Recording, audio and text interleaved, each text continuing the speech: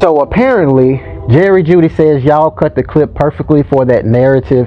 Y'all can never get in between this, you know what, LOL. I can't understand it, and it just goes to show you that haters are going to hate on you regardless, simply because this man is positive, this man is confident, and this young man is rich. Jerry Jeudy did not sit quiet on this one. After ESPN Cleveland pushed a TikTok clip of him throwing up the foes, painting him as a guy who wants Deshaun Watson over Shedeur Sanders, Jeudy fired back at them directly, and he did not soften it. But here's the question nobody's answering yet. Does the clip being edited actually change anything we already know about how Jerry Jeudy feels? And right in the middle of all this, Shedeur Sanders' viral interview with the People Gallery just resurfaced, and it explains exactly why people can't stop talking about him, good or bad. Let's start with what actually happened. ESPN Cleveland has a track record of going after Shedeur Sanders, and this time they found their opening in a TikTok clip. Someone asked Jerry Jeudy point blank who he wants as the Browns' starting quarterback. In the video, Jeudy throws up the foes. That's the hand sign fans have connected to Deshaun Watson, not Shedeur Sanders. ESPN Cleveland grabbed that moment, posted it, and let the internet run with it. The video blew up fast. It hit 1.2 million views in a short window, and the read online was simple. Jerry Jeudy, a veteran receiver sitting in that quarterback room every single day, was publicly siding with Watson over the rookie everyone in Cleveland has been talking about since April. That is a real problem for a locker room that is supposedly running a genuine open competition. If a starting receiver is out here signaling who he wants under center in a viral clip, that tells you something about the actual temperature in that building, no matter what gets said in press conferences. Jerry Jeudy was not going to let that sit. He came back at ESPN Cleveland directly, and the message was pointed. He said, quote, "Y'all cut the clip perfectly for that narrative. Y'all can never get in between this, you know what, LOL." Read that again. He's not just saying the internet misread a hand sign.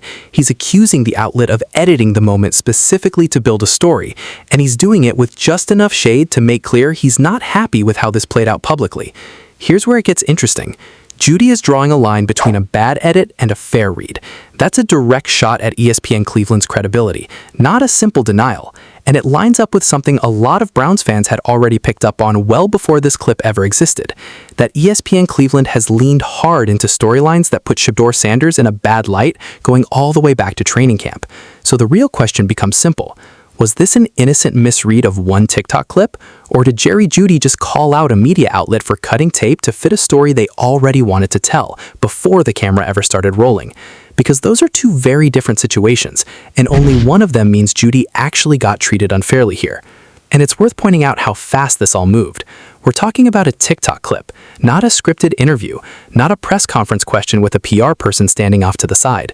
This was a spontaneous answer to a stranger's question, clipped, posted, and turned into a viral moment within hours. That speed is exactly why Jeudy felt the need to respond publicly, instead of just letting it ride. If he genuinely believed the clip captured what he meant, there'd be no reason to come back and call out the outlet by name. The fact that he did suggests he saw the gap between what he actually said and how it got packaged, and he wasn't willing to just eat that silently. Recently, we've seen Jerry Jeudy throwing up the foes to allegedly, I'm going to say alleged now, that Jerry Jeudy has spoken out with a question as far as who do you want as the QB. Jerry Jeudy was seen throwing up the foes. Now, he actually just responded to ESPN Cleveland, who's known for hating on Shedeur Sanders. Now, I'm going to show you guys what he said to ESPN Cleveland. So apparently, Jerry Jeudy says y'all cut the clip perfectly for that narrative. Y'all can never get in between this, you know what, LOL. So as we take a look at what ESPN Cleveland actually tweeted out before Jerry responded. Stop right there for a second, because this is exactly where the story splits into two completely different directions. Let's actually dig into what Jeudy is claiming, because it matters more than people are giving it credit for.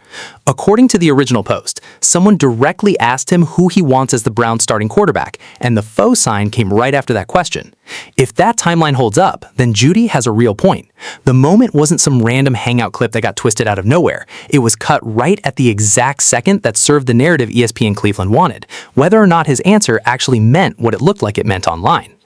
Here's the thing though, being used as bait doesn't automatically mean the underlying read is wrong.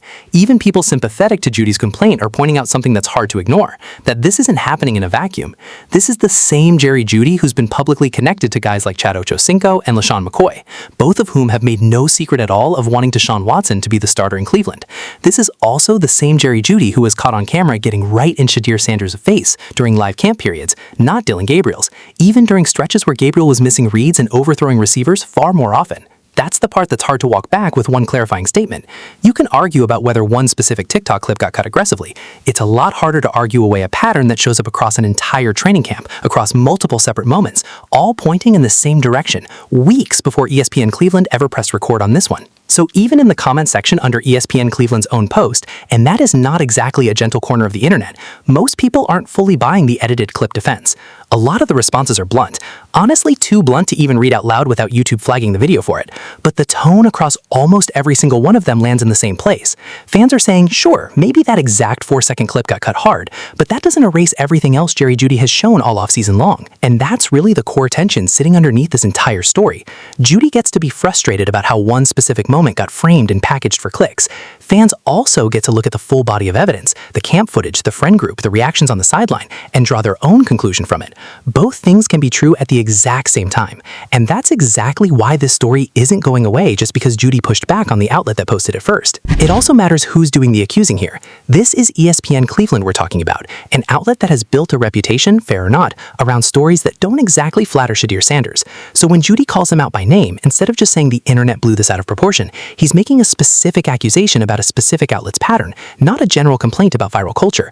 That's a much bigger claim, and it's one ESPN Cleveland hasn't really addressed directly since Jeudy's response went up. So as we take a look at what ESPN Cleveland actually tweeted out before Jerry responded, someone asked Jerry Jeudy on TikTok who he wants the Browns starting QB to be, all eyes emoji. This video went viral. It hit 1.2 million views, and it definitely shows why I actually responded to ESPN Cleveland, because it was a very brilliant idea if this was edited, because they used Jerry Jeudy to create the narrative. As he stated, y'all cut the clip perfectly for that narrative. Y'all can never get in between this, you know what, LOL. So according to Jerry Jeudy, this video was edited. He did not throw up the foes to that specific comment, but it's easy for someone to use him as bait. Now, compare that to how this same receiver room has treated Dylan Gabriel this whole camp, and the picture gets even harder to explain away. Let's line up the receipts, because none of this happened in isolation. Chad Ochocinco has said publicly, more than once, that he wants Deshaun Watson to be the guy in Cleveland. LeSean McCoy has echoed a version of that same take on his own platform.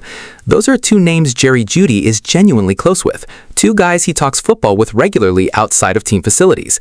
When the people around you keep saying the exact same thing publicly, at some point that stops looking like a coincidence and starts looking like an actual signal. Then there's the camp footage itself. During life periods when Dylan Gabriel was overthrowing receivers and missing reads badly enough that it was noticeable from the sideline, nobody caught Jerry Jeudy getting in his face about it. Not once. Not on any of the tape that circulated. But when Shedeur Sanders had a rough rep, Jeudy's reaction looked completely different, more physical, more vocal, right there in real time for every camera at practice to catch. If the standard here was really just about performance and nothing else, that kind of reaction should have gone toward whichever quarterback was struggling the most on a given day.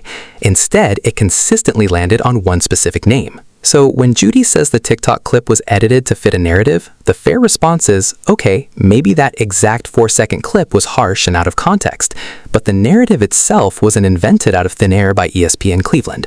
It was built out of a string of real, separate moments that happened long before that clip was ever recorded. To be clear, none of this is really about turning Jerry Jeudy into a villain. He's allowed to have a preference at quarterback. Every player in that building probably does behind closed doors.